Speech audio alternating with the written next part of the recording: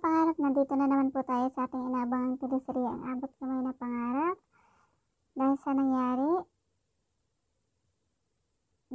naligtas itong si Annalyn at si Elias. At ayan na nga, tinulungan ni Annalyn si Elias na magamot at dinala niya ito sa ospital. At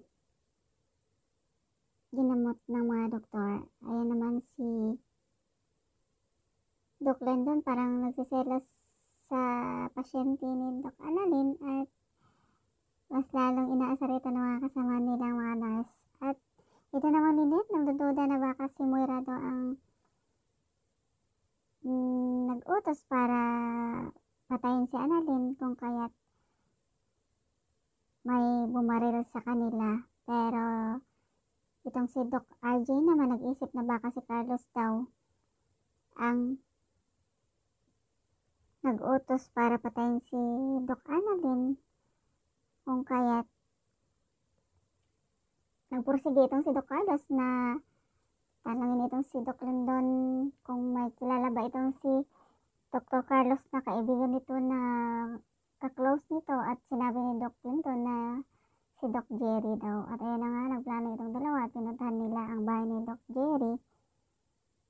At pinuntahan nila si Doc Jerry doon sa hospital kung saan ito naka-duty, at gulat itong si Doc Jerry at talagang siyempre dininay niya na hindi niya tinago si Carlos, hindi niya man lang daw ito tinulungan dahil wala na daw sa bansa si Dr. Carlos. Pero nakita ni Doc Lendon na suot-suot nito ang relo ni Dr. Carlos, kung kaya't kinumpronta niya ito at siyempre dininay niya na hindi yun kay Doc Carlos. At siyempre, hindi pa rin nawala yung pagdududa ni Dr. RJ at ni Doc Lendon sa kanya. Samantala, itong Moira naman, nagkita sila ni Lynette at nagtalo ang dalawa dahil sinabihan ni Lynette na baka si Moira daw talaga ang may pakanalang pagkabaril ni Elias dahil si Annalyn ang pinupunteriyan ng mga killer, kung kaya't nagalit itong si Moira. At ayan, sa sobrang piko nito, nagsampalan silang dalawa at syempre hindi din patatalo itong si Lynette at akma pa itong hahabalusin ng paso, kung kaya't napasigaw itong si Moira at kunwari itong nasaktan.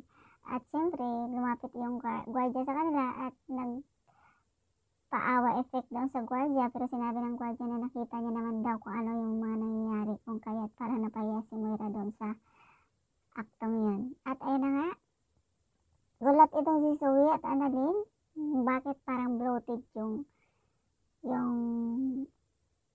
budget sa mga medical mission nila. Pero bago yun, tungtuwa din ito si Justin dahil nakita niya si Annalyn na okay naman daw ito at safe, kung kaya sinabi nito na masaya daw siya para kay Annalyn at siyempre natural pinsan niya daw ito. At ayun na nga, sa pagmamadali ni Justin, nabangga siya ng isang staff ng hospital, kung kaya't nahulog ang mga dala nito. Pero nang nakatuhalikod dito si Justin dahil nagmamadali, biglang napansin ni Doc Annalyn na isang folder kung saan nandun nakalagay ang lahat ng mga statement ng kanilang mga income at mga expenses sa mga medical mission nila. At nagulat ito nang makita niyang ang mga budget doon sa medical expenses pati na din sa mga items na mga binibili nila is talagang sobrang napakamahal, dahil yung instead na tag 10 pesos ginawa niyang 100, at yung 3 million ay yung 1 million supposed to be na budget ginawa niyang 5 million, kung kaya't nagduda itong si Annalyn at nag-usap sila ni Zoe. Sa una, siyempre kampi itong si Zoe dahil hindi siya gusto sa mga ginagawa ni Justin. At ayun na nga, parang mabubuking na itong si Justin dahil pinagdududahan na siya. At ito namang si Zoe nakipagkita sa kanyang mami at ayun na nga, pininto niya na huwag daw makipagtalo itong si Moira sa kay Lynette dahil nagsumbong itong si Moira na nasampal daw siya ni Lynette dahil siyempre siya naman ang unang nanakit. At ayun na nga, baka makulong na naman daw ulit ito at baka sabay pa daw sila ni Justin makulong. At ayun na nga, nagulat si sabi yun ni Zoe, pero sinabi ni Zoe na may nakita daw silang folder kung saan pinagdududahan nila na parang bloated ang mga expenses na mga sinusulat doon. At ayun na, sinabi ni Moira na wag daw kontrahin si Justin dahil yung pera daw na hinuhot Justin doon sa hospital na pupunta daw kay Moira. At ayun na nga, sabi ni Moira, dapat hindi daw malaman ng iba at kailangan daw pigilan ni Zoe si Annalyn. Pero lingid sa kanila na kita na itong si Doc Annalyn sa kanyang tatay RJ. At ayun na nga, kininto ni Doc Annalyn kay RJ na ganun ang mga nakita nila doon sa folder. Kung kaya't nagduda ito namang Giselle nang nagpatawag na ng meeting at kasama ang mga board at saka pati itong si Justin tinawag at gulat ito na hindi naman daw siya kasali sa meeting. Kung kaya't itong si Moira nag-imot, itong si Giselle nag-imot at parang galit ito kay Doc Annalyn dahil naakusahan daw yung kanyang anak.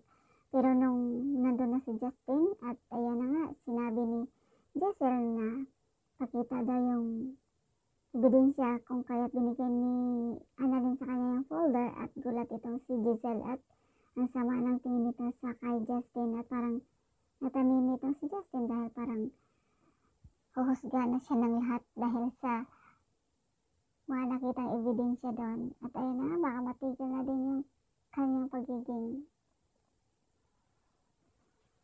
sunod-sunuran sa kanyang daddy dahil yung daddy niya ang nag-uutos na gawin ang mga bagay na yun kahit labag sa kalooban niya. At ayun na nga guys, maraming salamat sa panonood. Please don't forget to like, subscribe, and press the bell button for you to notify on my next video. Thank you so much and bye!